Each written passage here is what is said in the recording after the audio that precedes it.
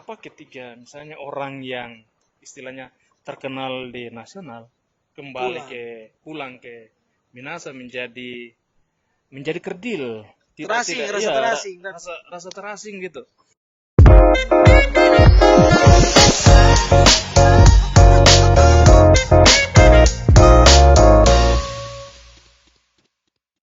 Oke, Sobat elcinemaentomon.org, kembali lagi di podcast kali ini. Kita akan mengangkat satu topik.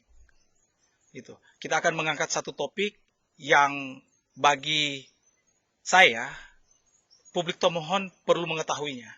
Nah, sebelum kita masuk pada topiknya, kita ketahui bersama saat ini Torang berada di sebuah tempat yang begitu indah tempatnya.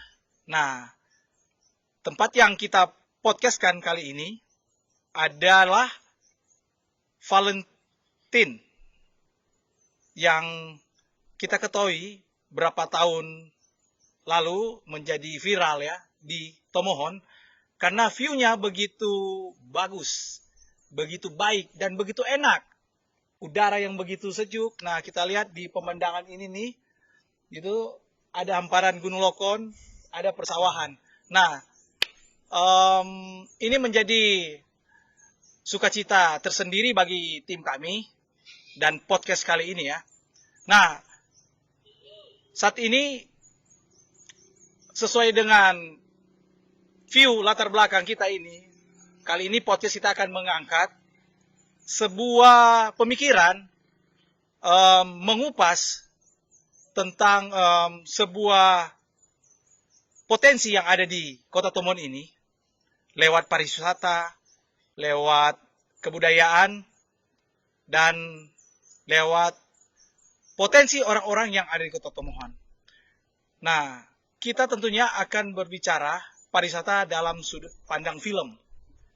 Dan narasumber yang kita datangkan untuk saat ini menjadi pembicara saat ini adalah orang yang pernah dan sampai saat ini bergeluti di bidang perfilman. Gitu. Nah, sebelumnya kita sapa dulu Bro Wensi ya.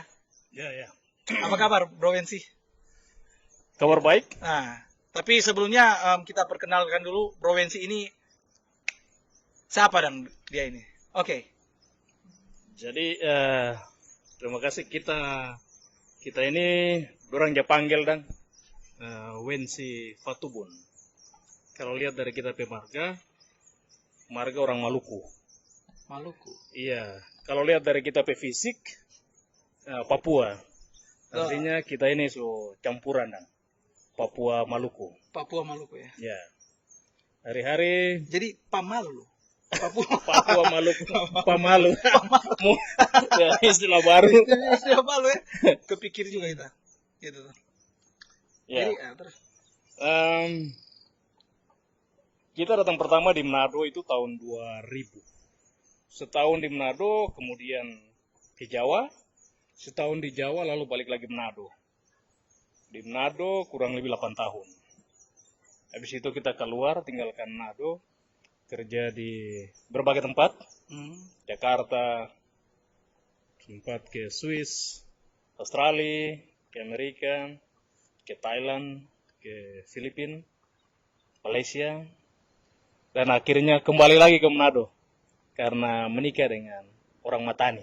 Oh. Jadi kita istri itu DP bapak dari Matani, DP mama dari Wengkol, Tondano. Itu orang Serang tinggal di Tondano. Oh, ternyata Bro Wensi menikah dengan istri orang Tomohon. Orang Tomohon. Matani tinggal ya. Iya. Wow. Itu. Bro Wensi ya. Tentunya orang kan ini yang kita pertama kali lihat Bro Wensi. Sehingga kita juga nggak sangka ya pertama Italia. Bakudapa. Karena bagi kita biasa anak Papua itu kalau berbicara mereka pasti kejar pendidikan yang formal yang tentunya di Tomohon juga ada kan beberapa universitas. Gitu. Nah, anak-anak Papua itu banyak sekolah di sini. Gitu. Tapi yang menjadi uniknya Bro Wensi ini bagi kita tuh kita melihat seorang anak Papua bisa berbicara tentang sineas, bisa berbicara tentang film. Nah, di situ kita merasa bahwa ada sesuatu yang beda yang kita dapati di dalam pribadi, di dalam diri ini, provinsi ini nih. Apa itu? Karena anak Papua jarang loh berbicara tentang film, bicara tentang sineas. Jangankan kita aja di sini Tomohon kalau bicara sineas malo. Malo, mana orang mau kenal sineas? Yang cuma tahu ya di seberang sana lah. Gitu tuh kan. Nah, lebih unik, kita kaget. Seorang provinsi, anak Papua bicara tentang film. Wih. Nah, itulah yang melatar belakangi sehingga kita diskusi sama dengan tim, dengan teman-teman bahwa provinsi ini bagus kita datangkan di podcast ini ya. Provinsi, kenapa provinsi tertarik untuk film? Film sebenarnya itu bagian dari perjalanan hidup. Jadi saya waktu kecil, saya lahir di Papua memang, di perbatasan. Tepatnya di Kampung Minjitana. Itu kalau di peta itu tidak ada itu Kampung Minjitana itu. Di peta tidak ada kampung? Tidak ada Kampung Minjitana, itu tidak ada. Oh. Itu di perbatasan antara Papua New Guinea dengan Papua Indonesia. Di sana kemudian karena berbagai macam alasan, lalu bapak saya membawa saya dan kakak saya, kami dengan mama saya, kami kemudian pindah ke kampung di sebelah dan kami besar di sana, tepatnya di kampung Yodom. Itu di pinggir Sungai Digul. Nah, salah satu sungai. Itu perbatasan Jayapura atau Merauke? Itu di selatan, di Merauke. Oh, Merauke. Di Merauke. Oh, jadi provinsi asal dari Merauke? Dari Merauke ya. Oke.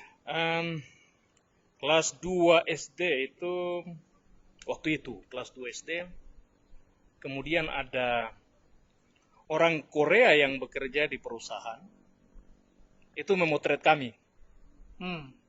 Lalu di situ saya melihat, wah ternyata ketika dia memotret itu banyak teman senang. Termasuk saya juga waktu itu, kami sangat senang.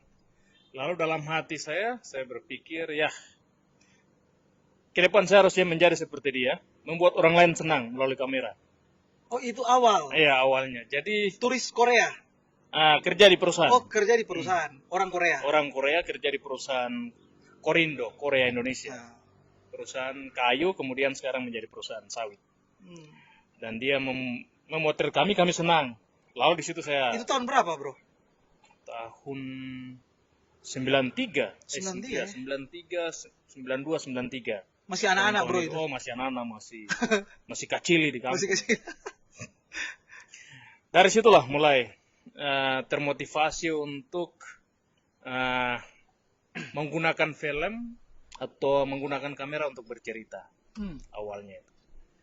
Lalu dalam perjalanan saya mulai bersentuhan langsung dengan dunia film, tepatnya film dokumenter. Itu tahun 2006. 2006 saya mulai pertama bikin film tentang kehidupan komunitas masyarakat adat di Papua. Di dekat kampung saya. Kehidupan komunitas masyarakat adat ya. Di Papua. Ya, menceritakan soal pengalaman mereka berkaitan dengan bisnis kayu gaharu. Jadi menggambarkan tentang bagaimana bisnis kayu gaharu dan mereka terlibat dalam bisnis itu. Judulnya waktu itu saya beri judul Bisnis Gaharu, Anugerah atau Bencana. Anugerah atau bencana? Wow, menarik juga judulnya. Bencana, ya. Bro, Itu. Ya, bro, tunggu. Sebelum lanjut, ini kita berpikir ya. Tentunya kan zaman provinsi pada waktu itu, ini kan Papua ya. Yeah. Nah, ketika bicara film, tentunya kan ada equipment kan, ada peralatan, ada itu. Peralatan seperti apa yang provinsi ada kan tuh pertama itu? Pertama itu kita gunakan handycam. Cuma handycam? Iya, yang sangat standar dengan kualitas yang juga sangat standar. Standar ya. Ya, tentu tidak seperti hari ini ya. Jadi kita gunakan kamera yang sangat standar, lalu mengambil gambar dan menceritakan, mendokumentasi dan menceritakan kondisi atau cerita masyarakat. Itu pertama dari situ. Lalu kemudian mulai garap film sampai sekarang. Tapi sekarang bukan hanya bikin film tentang Papua. Saya buat film juga, mendampingi bahkan melatih anak-anak muda di Kalimantan untuk bikin film tentang Kalimantan. Lalu juga sempat dan juga sekarang mendampingi anak-anak muda di Tondano, Tomohon untuk bagaimana membuat film dan menceritakan tentang Minahasa, menceritakan tentang Tomohon. Pernah kita garap film tentang Waruga yang ada di Wailan ya? Iya, pernah garap satu film. Terus ada film. Itu film dokumenter ya? Ya, film dokumenter. Lalu ada satu film tentang Danau Linau. Ya. Yang menarik kalau kita orang bicara Tomohon, Tondano, Minahasa. Yang menarik menurut kita itu pertama alam di Minahasa ini sangat menyenangkan. Jadi dia bukan hanya indah, tapi dia sangat menyenangkan. Karena itu orang di sini itu semua sebenarnya orang yang sangat menyenangkan. Orang-orang Minahasa itu sangat menyenangkan. Kalau duduk, walaupun baru kenal, napa ini rokok, napa ini kopi, minum juga mari kemarin orang duduk. Budaya itu. Cerita. Jadi budaya tradisi orang Manado ya, orang Minahasa ya pada umumnya. Jadi menyenangkan sekali hidup di Minahasa ini, di Tomohon ini. Kita bertanya-tanya sebenarnya, kalau bandingkan dengan Papua misalnya, ketika kita bicara tentang film, kenapa macam cerita Papua tuh orang menanti-nanti gitu. Dulu film Denias, Senandung di Atas Awan, yang disutradarai oleh Alex Siasaleh dan Nia Sungkarnain, istrinya kan. Itu film itu menjadi booming. Mereka produser kalau nggak salah. Produser ya. Sutradaranya siapa ya kata Bapak itu? Iya. Itu sangat booming. Kita masa Deranto John Deranto. John Deranto. John Deranto ya, kalau nggak salah. John Deranto. Itu sangat booming. Kemudian berbagai film lain bermunculan. Juga di dokumenter Papua misalnya tahun 2011 saya mendampingi anak dari kampung bikin film judulnya Surat Cinta kepada Sang Prada, Love Letter to the Soldier. Berat itu ya, Surat Cinta kepada Sang Prada. Itu cerita tentang seorang gadis yang memiliki anak dari seorang tentara.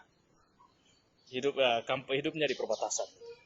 Waktu tentara itu bertugas di perbatasan, lalu dia menjalin hubungan dengan gadis kampung, dan gadis itu mereka kemudian punya anak, lalu gadis itu menanti ketika tentara itu balik pulang ke kesatuannya. Gadis itu kemudian menanti sampai hari ini dia tidak menikah. Sampai menanti ya? Dia waktu kami garap film itu dia menanti ya? Ya, sedang menanti. 2 kali dia tulis surat, tapi tidak dibalas. Lalu surat yang ketiga, waktu ketemu, kita cerita dengan dia. Masih menanti? Dia menanti waktu itu. Oh, menanti waktu itu. Ya, kemudian film itu kita screening di Jakarta. Tahun 10 Desember 2011. 2012 dia masuk festival. South Film Festival, lalu dia menjadi the best dokumenter. Nah, ini menarik ya, Provinsi ya. Kita pelajari artikel yang Provinsi, catatan-catatan Provinsi mengenai film ya. Nah, kita menjadi termotivasi ya. Gitu. Karena apa? Provinsi ini kan anak Papua. Dengan suatu keberanian, tekad, bulat,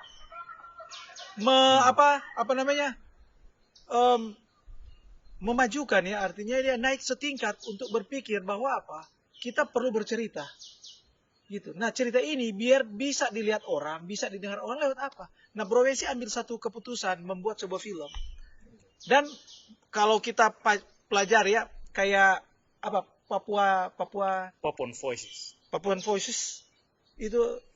Nah, Bro Vinci bisa ceritakan ya, sampai tadi ya, ternyata membuat film tidak seperti harus kayak itu tuh. Dan kita ada kelompok-kelompoknya kan, kayak kita ikutkan festival terus itu. Nah, Bro Vinci sampai bisa mendapati ya, menjuarai sebuah ajang bergengsi ya, festival itu. Itu di Jakarta ya? Di Jakarta. Di Jakarta. Nah, bisa nggak ceritakan itu? Luar biasa loh. Pertama buat film itu kebanyakan orang menganggap atau pandangan umum itu sulit. Mereka bilang sulit. Menurut kita pandangan itu harus kita tinggalkan. Bikin film itu sebenarnya kita berkarya melalui seni, dan seni itu menyenangkan. Jadi bukan sesuatu yang sulit, tapi itu menyenangkan. Bagian dari ini. Walaupun kadang-kadang kita berpikir soal dia punya teknik atau kamera standar yang harus dipakai. Itu kadang-kadang harus ada pemenuhan kebutuhan dalam produksi. Itu betul. Itu tidak dapat dipungkiri. Cuma kita harus hilangkan dalam pikiran kita bahwa bikin film itu susah atau sulit. Bikin film itu menyenangkan. Kenapa dia tidak ada susahnya ya? Tidak ada susahnya, tapi tidak. Tapi dia menyenangkan. Itu keren. Bagus juga itu. Kita menikmati. Karena memang kita kan kerja sebenarnya kerja seni. Seni itu sebenarnya sesuatu yang menyenangkan. Harus menyenangkan. Betul. Bukan ditekan. Bukan karena keterpaksaan itu. Tapi sesuatu yang menyenangkan. Itu pertama yang kita dengan teman-teman atau kita mau kepada teman-teman di Papua bahwa bikin film itu menyenangkan. Walaupun menariknya Bro Vinci ya, ini kan Bro Vinci ketika melakukan pembuatan syuting di Papua awalnya. Tiba-tiba kok kayak tadi Bro Vinci bilang, itu juga artikel yang Bro Vinci miliki, kenapa sampai ke Kalimantan? Dan kenapa kenapa seorang anak Papua loh ke Kalimantan untuk membuat film, sedangkan budaya sendiri di Papua itu sangat dinantikan juga ya. Itu. Nah, ini bagi kita unik gitu tuh, anak Papua mengangkat budaya Kalimantan. Gitu. Apa yang melatar belakangi Bro Vinci bikin film di Kalimantan? Pertama itu bahwa entah itu Papua atau Kalimantan, orang semua adalah kalau orang Manado bilang, orang semua bersaudara. Itu pertama yang saya ini. Yang kedua, saya melihat bahwa ada kemiripan pengalaman. Tapi saya kira juga di Sulawesi Utara juga ada kemiripan pengalaman. Ya, nanti kita nanti Sulawesi. Tapi bahwa ketika orang bicara film, orang selalu melihat bahwa film itu harus mengikuti apa yang diproduksi di Jakarta, Jogja, Bali, Bandung. Jadi istilahnya kita harus mencontohi sana. Apapun cerita kita harus menyesuaikan dengan sana. Untuk saya tidak bisa begitu. Karena masing-masing kita punya cerita, punya pengalaman sendiri-sendiri, dan itu sangat spesial. Dan itu harus diceritakan, harus difilmkan, dan disampaikan kepada publik supaya publik itu tahu bahwa di Kalimantan juga ada cerita, di Papua ada cerita yang perlu juga diceritakan melalui film. Baik itu dalam bentuk dokumenter maupun film layar lebar. Itu kedua. Yang ketiga, saya punya semangat bagaimana menceritakan Kalimantan dari mata orang Kalimantan. Itu menarik tuh. Bukan menceritakan Kalimantan dari mata orang luar. Taruhlah menceritakan Kalimantan dari mata orang Jakarta. Menurut saya kalau menceritakan Kalimantan dari mata orang Jakarta itu sama sekali kita terjebak dalam apa penindasan secara ilmu pengetahuan dan Oh ya? apa? Oh, iya, karena kemudian didominasi kan? Oh, iya. Didominasi oleh Jakarta, mendominasi. Dia menentukan semuanya. Kalau kita tidak boleh begitu. Orang mau bercerita. Tapi bukan Iya. juga kita pungkiri ya bahwa Iya. dari sana juga kita belajar kan? Ya. Ya benar, Iya. benar. Itu tuh. Dari Jakarta Kita belajar. orang belajar, tapi bahwa saya selalu sampaikan ke teman-teman, orang belajar dari misalnya orang di Jakarta, teman-teman di Jakarta, tentang peralatan, tentang pengetahuan soal lighting, tentang editing, tapi Teknik-teknik dalam film lah ya. teknik dalam film. Tapi yang orang Jakarta atau teman-teman di Jakarta tidak punya dan itu orang punya adalah cerita. Mereka punya semuanya, tapi mereka tidak punya cerita seperti yang kita punya atau orang punya di Kalimantan atau di Papua itu. Sehingga di Kalimantan kami membentuk gerakan namanya Dayak Voices. Dayak Voices. Ya, dari Dayak Voices mendampingi teman-teman muda Dayak, kemudian beberapa dari mereka mendirikan satu perkumpulan namanya Ranwelum. Ada kesadaran bahwa ketika bicara tentang narasi Kalimantan, perlu narasi itu juga diceritakan atau dibentuk atau dilahirkan dari perspektif orang yang ada di Kalimantan. Iya. Begitu. Oke, ini kan ini menarik loh, Bro Wensi ya. Nah, setelah Bro Wensi membuat cerita di Kalimantan. Nah, habis itu kan Bro Wensi itu ikut festival kan juga ya? Ya. Gitu tuh. Nah, ini menarik nih ya. Kenapa Bro Wensi setelah itu memilih Sulawesi? Sekarang itu. Dan tentunya ya, ini juga membuat kita satu sisi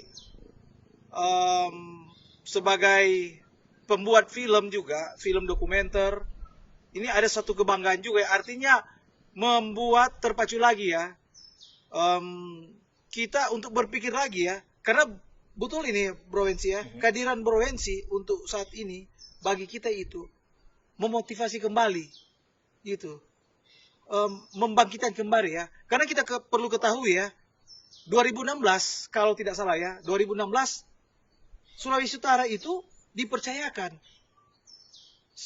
sebuah event berskala nasional dan 2 event besar loh. Pertama kalau tidak salah AFI dari Kemendikbud itu. Ya. AFI itu apa? Apresiasi Film Indonesia yang diselenggarakan oleh Kemendikbud. Tuan rumahnya diadakan di Sulawesi Utara. Dan berapa bulan kemudian, 2016 kalau salah, bulan November itu, gitu tuh, skala yang lebih besar lagi, event yang lebih besar lagi, apa itu? FFI. Mendarat di Sulawesi Utara. Ya. Nah, ini bagi kita peluang ya, bahwa sinias-sinias yang ada di Sulawesi Utara mendapat peluang. Dan ini menjadi catatan ya, waktu AFI kita ikut hadir juga ya waktu itu ya. Apresiasi film Indonesia yang dilaksanakan di Manado waktu itu. Kita merasa apa ya, kok kita berhasil menjadikan event ini kita sebagai tuan rumah. Tapi ketika festival itu diikutkan, tidak ada loh film dokumenter atau film yang yang diproduksi asli oleh anak-anak Sulawesi Utara. Nah, bagi kita ini suatu hal yang sangat disayangkan ya, gitu. Nah, bagaimana menurut Bro Wensi? Menurut kita dan kalau karya-karya film di Sulawesi Utara itu sebenarnya sudah ada teman-teman yang produksi. Sebenarnya ada dari 2005, 2006 itu sudah ada teman-teman produksi. Persoalannya adalah pertama soal ruang dan kesempatan. Ada ruang tapi Ruang dan kesempatan. ada ruang yang disediakan tapi tidak diberikan kesempatan. Istilahnya begini, ada, Apakah bagian seperti yang lalu itu ada ruang tapi tidak ada kesempatan? iya begini, misalnya, Kayak Alfi kemarin itu. iya taruhlah misalnya rumah Wolowan tuh, Hmm. rumah panggung. Ya. Disediakan kamar di atas dan disuruh orang naik, tapi tangganya ditendang keluar. Wis. Jadi kita hanya bisa memandang, tapi kita tidak mampu naik ke atas Hmm. karena orang lain sudah lebih dulu naik dan mereka menguasai di sana. Penuh ya rumahnya. Ya, mereka menguasai Alasannya sana. penuh. Jadi ketika mereka naik tangganya ditendang Tendang. keluar sehingga kita yang lain hanya menunggu di bawah. Wow. Lalu Menonton saja ya. ya kita menjadi penonton. Istilahnya kalau di mobil dang, torang bukan pengemudi tapi torang penumpang. Oke. Torang hanya mengikuti kemana ini di bawah itu. Itu kalau kita yang dibuat. Padahal itu kalau kita melihat seperti itu. Padahal kalau kita lihat di Sulawesi Utara sebenarnya banyak potensi-potensi yang bisa digali. Pertama, Sulawesi Utara ini kok unik. Ya. Pertama dari sisi alamnya, menyenangkan. Bangun pagi, orang lihat itu Gunung Kelabat, Lokon, Mahau, Soputan misalnya. Manado Tua. Jadi secara alam itu menyenangkan. Itu pertama. Yang kedua, kebudayaannya sangat sangat menyenangkan dan Harmonis sangat ya? harmonis. Harmonis. Sangat harmonis. Jadi. Dan yang ketiga adalah cara bercerita orang di Sulawesi Utara itu sangat unik. Storytellingnya itu sangat unik. Bercerita tuh keluar dari budaya yang formal. Misalnya, orang bisa baku dapat bercerita di ruang kopi, melahirkan ide-ide yang besar untuk bangun ini. Persoalan adalah ketiga budaya itu, ini juga sebenarnya kita bilang mungkin ini refleksi untuk pemerintah di Sulawesi Utara bahwa kebudayaan itu jangan dibuat menjadi formal atau menjadi formalistik.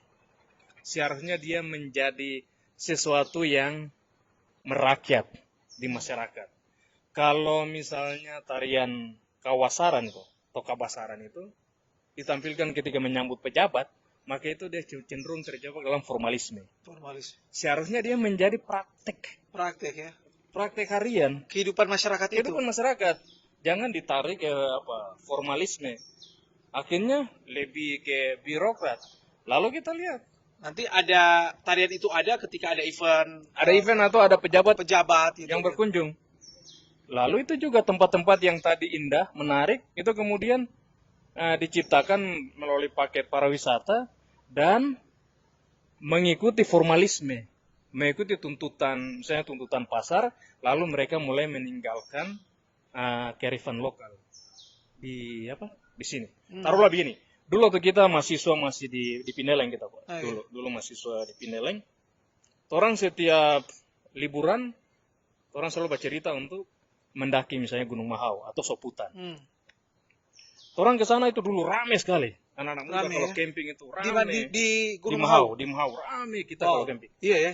Tapi hari ini kita lihat, ketika orang naik itu jalannya sudah mulus, aspal itu sampai di kaki situ, bahkan sampai di atas, dia punya bekas kawah itu, tapi jadi sepi. Provinsi. Itu yang kita bilang. Ini bentuk dari formalisme. Iya. Bukankah suatu keuntungan ketika jalan itu diaspal? Karena kalau kita lihat kan dulu memang mungkin ada kesulitan ya. Tapi begitu diaspal mendapat kemudahan, mungkin pemikiran mereka gitu tuh. Tapi dalam estetika alam dan dalam perjalanan seseorang yang ingin berwisata alam itu tidak menemukan ya. Atau bagaimana ya? Iya, kalau kita lihat itu seharusnya itu keunikan itu tetap dijaga ya. Dirawat. Kalau kita pernah mendampingi dan tinggal bersama dengan komunitas aborigin di Australia. Kita lihat di sana itu, misalnya mereka ada festival film atau ada festival budaya. Mereka buat. Satu waktu kita dengan teman, orang perjalanan waktu itu 7 jam. Orang jalan ke tempat festival.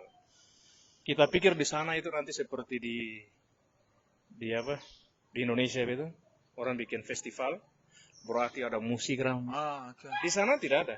Jadi dibuat tanda, lalu tidak ada panggung, tapi ada batasan di mana di situ orang menari dan ada penonton. Lalu dipasang api, jadi orang duduk, orang bawa tendanya sendiri, tidur. Oke. Yang menarik adalah bagaimana aspek storytellingnya. Betul. Jadi diceritakan Artinya tentang tempat tersebut, tanpa bagaimana menghilangkan perjalanan, alam ya, apa namanya? tanpa menghilangkan alam. Alam ya. Nah, kalau kita berpikir kalau Mahau dibuat seperti itu, Iya, orang bagus datang juga ke Mahau, mereka tidak hanya menikmati alam, tapi mereka pulang membawa sesuatu, pengetahuan tentang Minahasa. tuh. Iya. Jadi kita menyampaikan melalui proyek ini, produk pariwisata, kita tidak hanya mengajak orang untuk menikmati, tetapi berpengetahuan. Dia pulang dan dia berpengetahuan tentang Minahasa. Oh, misalnya di Mahau. Di Mahau tuh sejarahnya begini, menurut orang Minahasa. Danau Tondano, itu menurut orang Minahasa pandangannya seperti ini. Lokon, menurut orang Minahasa pandangan seperti ini. Kalau itu terus dikembangkan, kita ini menjadi sesuatu yang apa? Daerah ini menjadi sesuatu yang kaya dengan pengetahuan. Kita lihat misalnya bunga Kamboja kan sekarang sudah hampir kita tidak temukan di halaman rumah orang Minahasa. Bunga Kamboja. Iya, padahal itu sebenarnya sesuatu yang juga dekat dengan apa kehidupan orang Minahasa. Lalu dibilang oh bunga Kamboja itu ada di kubur. Sebenarnya kan Iya, kalau orang belajar padahal itu ada. Kenapa? Karena aromanya atau apa gimana? Enggak, tapi karena apa? Kita lihat itu yang saya bilang apa? Di Minahasa misalnya di Sulawesi Utara itu soal bunga itu sesuatu yang dekat dengan manusia. Begitu. Jadi misalnya bunga Kamboja itu kemudian ditafsir berbeda, bahkan ada bunga-bunga plastik lah. Tapi itu sesuatu yang lain ya. Cuma kita mau bilang bahwa Sulawesi Utara ini kaya. Dia kaya sekali. Kaya dengan cerita, kaya dengan budaya, orang-orangnya luar biasa. Oke, kita kembali ke film. Ya. Bicara tentang film.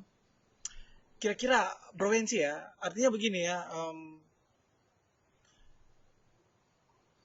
Kita banyak menemukan ya Sulawesi Utara ini ya, para sineas-sineas yang berkecimpung di berbagai daerah ya. Dan Sulawesi Utara ini banyak melahirkan sineas-sineas yang mampu berbicara di kancah nasional maupun internasional. Nah, tapi ketika mereka balik ke daerahnya, itu para sineas ini dalam konteks film ya, itu mereka merasa suatu yang mustahil untuk membuat sebuah film ya. Kan sepertinya nggak ada harapan. Satu sisi nggak ada ruang berkreasi. Nggak ada ruang berkreasi ya. Kita cuma diberikan panggung, tapi rumah panggung, tapi tangganya ditendang. Wah itu. Nah ini kebanyakan merasakan ya. Artinya juga saya melihat beberapa tahun terakhir ini ya, dari 2014, 2000 sampai 2022 ini, film yang diadakan di Sulawesi Utara, Manado, khususnya Itomon ini sedikit sekali. Memang ada dan apa ya? Kayaknya ada nggak ya sesuatu dari provinsi ya bisa bagaimana ya bisa berkembang perfilman yang ada di Sulawesi Utara dan Tomon ini? Kalau menurut kita Iya. Kita selalu lihat itu kalau apa?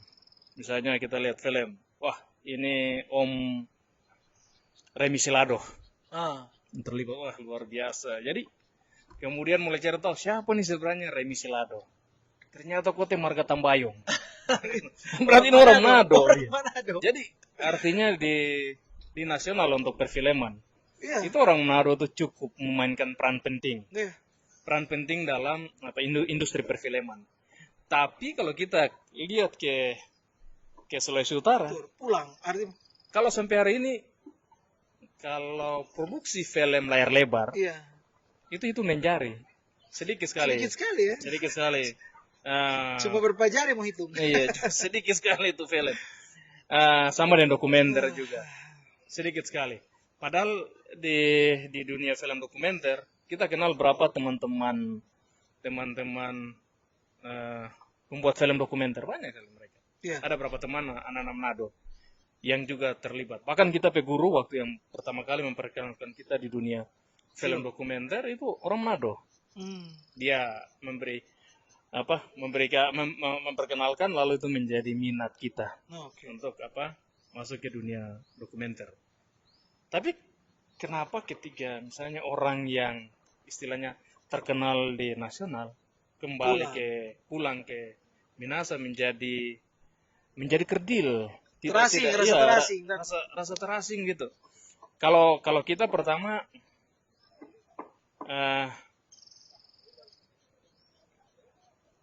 pengkondisian untuk berkreasi di sini hampir hilang. Jadi suasana itu hampir hilang. Jadi karena orang bikin film itu atau berkarya menggunakan film itu hanya sebatas proyek politik. Ada kepentingan politik di balik itu. Kita lihat kalau misalnya orang bikin film di sini, satu untuk misalnya mempromosikan figur-figur tertentu. Kita bilang kalau itu saja maka kita menjadi kerdil. Seharusnya kan bukan itu. Kita harus berkarya yang lebih besar. Itu pertama. Yang kedua itu kita lihat kok kenapa kalau artis lain itu datang ke Sulawesi Utara, kenapa mendapat penghargaan yang lebih daripada sinias-sinias ini. Taruhlah misalnya Tamara Blesinski datang, itu orang heboh dah. Tapi kalau misalnya ada seorang anak muda di sini yang produksi satu film layar lebar, itu seorang tidak terlalu memberikan apresiasi. Apa nama masih mempengaruhi atau sebuah kita kalah di packaging atau kemasan orang ini? Bagaimana kamu? Kalau kita dari sisi cara pandang orang masih melihat bahwa orang luar itu lebih hebat daripada orang sini, atau orang nasional lebih hebat daripada orang di lokal. Itu juga yang kita tekankan ke teman-teman di Papua maupun teman-teman di Kalimantan. Oke, teman-teman di luar orang boleh belajar dari mereka, tapi ingat orang perlu bangga dengan orang pe diri, orang pe budaya, orang pe teman sendiri, karena justru mereka lah yang lebih dekat dengan orang. Orang kalau bercerita atau memperoleh sesuatu lebih kena itu dengan mata orang. Itu yang selalu kita tekankan ke mereka. Apa pesan provinsi khusus perfilman di Tomohon ini, dan harapan provinsi tentang perfilman yang ada di Sulawesi Utara ini? Kalau kita kalau mau bilang pesan mungkin terlalu terlalu tinggi dan. Tapi kalau kita harapan di sini itu dunia kreatif melalui film itu harus menjadi kebiasaan orang di sini. Dunia kreatif dari film itu harus menjadi kebiasaan. Karena tentu itu dia akan merumuskan atau membantu merumuskan tentang yang menarik dan unik dari Sulawesi Utara. Film apalagi sekarang dunia visual lebih kuat, maka film itu sebenarnya yang membantu. Pemerintah mau buat proyek pariwisata, tolonglah libatkan sinias ini dong. Jangan dari luar. Tapi sinias ini yang diberdayakan ya. Jangan dimatikan dengan mendatangkan yang dari luar. Itu pertama untuk kita. Yang kedua, mari dong orang bercerita melalui film, orang bercerita tentang Sulawesi Utara. Setuju. Dari mata orang Sulawesi Utara. Menceritakan Minasa dari mata orang Minasa. Menceritakan Tomohon dari mata orang Tomohon. Keren. Begitu. Itu tuh. Provinsi, ada apa namanya? Ini by the way, ada suatu rencana nggak mau bikin film di Tomohon ini? Atau gimana ini? Em, Atau orang bikin film? Kayaknya orang perlu buat film sama-sama nih. Orang boleh, karena di sini sangat kaya tuh, Iya. apalagi Tomohon tuh. Tomohon tuh menarik sangat. Makanya orang-orangnya sangat modis, sangat harmonis. Jadi ini sebenarnya karakternya juga kuat kalau Iya. difilmkan tuh kuat. Tinggal sekarang mana orang berkolaborasi untuk Ah. bikin sesuatu untuk orang. Artinya ini sobat elcinemaentomon.org, ini suatu hal yang ingin orang kasih tahu bahwa nantinya kalau tapi serius ini, orang bikin film ini. Boleh. Orang bikin film ya. Kenapa Film dokumenter tidak? aja, nggak apa. Bisa film dokumenter atau film ya, kalau layar lebar tapi layar yang lebar ya. film pendek gitu kan? Iya, layar lebar yang pendek. Bagaimana layar lebar, pendek itu? layar lebar yang pendek gitu. Lebar yang pendek tapi lebar lah. Artinya serius ya, nanti Iya. orang backing ya. Gitu. Nanti Boleh. ini informasi juga ini. Kita juga apa namanya? Semangat ya. Nanti ada kolaborasi sutradara Tomohon dengan sutradara Papua. Nah, ini suatu kolaborasi. Iya. Kolaborasi. Kolaborasi yang luar biasa. Kolaborasi yang luar biasa menyatukan dua pemikiran ya. Nah, Iya. film di mata orang Papua dan film di mata orang Tomohon. Iya. Kira-kira. Itu seperti dulu kita kolaborasi bikin satu film, Ah, film dokumenter tentang judulnya Pang for West Papua. Jadi Pang kita Pang for West Papua. Wih, Jadi film itu kita dengan teman kolaborasi dengan sutradara dari Australia. ah, Orang bikin film. Jadi Pang itu kan bukan sesuatu yang lahir dari Papua, iya. ya toh? Tapi di situ kan ada Tidak. Papuanya, toh? Tidak ada pang di Papua. Ya, tidak ada kan begitu. Iya. Tapi orang kolaborasi bagaimana musisi Pang mereka bermain musik dengan menceritakan Papua itu. Lalu di Australia. Di Australia. Iya, di Australia dengan perpaduan bagaimana disupport dengan beberapa gambar tentang alam Papua yang begitu indah. Orang bikin dan dia jadi the best dokumenter di Australian Film Festival. Jadi best dokumenter di sana lalu sempat di Amerika juga. Iya. American Dokumenter Film Festival di the best. Dan yang menarik untuk kita ini macam ini. Orang bercerita dan Ah, kolaborasi nih karena itu penyatuan perspektif. betul. Penyatuan dua mata yang berbeda. Dan itu kan menjadi Iya, satu kekayaan. Kan? Cara itu dan itu tentu sangat kaya itu. Iya, betul. Sangat kaya dan Wah. pasti menginspirasi. Gitu tuh. Ya. Bagaimana orang buat? Ya, Kalau kita kita harus semangat ya. bagaimana? Artinya. Jadi itu ya. Nanti ini juga memang apa ya, biar kita mencari keciri khasannya masing-masing. Karena bicara karya ini untuk kita sebenarnya membuat film itu seperti apa Bro Wensi bilang tadi yang awal ya. Kita tidak perlu muluk-muluk. Artinya kita berpikir dan kita ceritakan itu. Terlepas apapun, kebanyakan orang sini nanti peralatan inilah itulah baru itu. Iya. Tapi sebenarnya itu sarana aja, penunjang untuk kita bisa membuat film. Tapi kita sedikit berpikir untuk menceritakan sebuah kisah, gitu, ya kan? Bahwa kita kurang menghargai. Makanya di film sebenarnya ide itu sangat mahal, ya kan? Setuju kan? Setuju. Gitu. Nah, kita di sini kurang beride. Tapi kalau pikir untuk itu cepat banget. Tapi ide kita kurang menghargai ya. Nah, ini juga pesan buat stakeholder juga ataupun siapapun yang ingin terlibat membuat film di Tomohon, mari kita berkolaborasi karena saat ini saya sebagai sineas ya yang ada di Kota Tomohon ini termotivasi kembali ya. Karena kita merasa agak tidur juga ya awal berapa tahun mencari sesuatu terus kita agak susah juga ya kalau kita pekerja seni masuk dalam lingkaran-lingkaran yang notabene hanya dibawa dalam satu perspektif.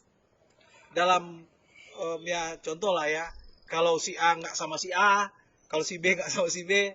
Nah, Ya. itu juga menjadi hambatan ya bagi kita pekerja seni, khususnya bidang film, sulit untuk berkembang di Tomohon. Jadi ada harapan, mari kita, siapa yang mempunyai kecintaan yang sama terhadap film, mari torang bergabung, torang Berkarya. pikir, ini aja anak Papua, provinsi ini, punya kerinduan untuk bangun film di Tomohon. Apalagi torang ini. Nah, kita ini mencoba ini.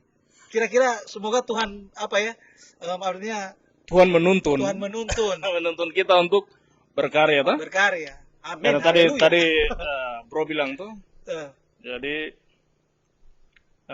film ini kan kita sebagai sinias, Ya.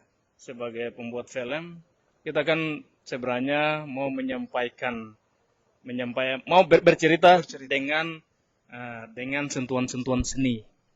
Karena sesungguhnya seni itu sendiri adalah rangsangan yang menyenangkan. Asik sekali. Iya toh? Jadi kalau orang beri rangsangan yang menyenangkan soal Tomohon Ya, dari mata orang Tomohon Tomohon. melalui film, maka saya kira itu akan sangat menginspirasi. Bukan hanya menginspirasi Sulawesi Utara, tapi menginspirasi Indonesia dan menginspirasi dunia itu. Jadi mari orang beri rangsangan yang menyenangkan melalui film, melalui karya film. Mulai karya. Iya. Oke, sobat elcinemaentomon.org, pesan yang kita dapat dari Bro Wensi, bahwa marilah kita membuat sebuah karya anak Tomohon dengan kacamata anak Tomohon. Itu tuh. Artinya karya anak Sulawesi Utara, marilah dengan kacamata Sulawesi Utara. Oke, kita ketemu di podcast selanjutnya. Thank you, bro. Sip. God bless ya. Wow, keren ya. Aduh, oke, sip.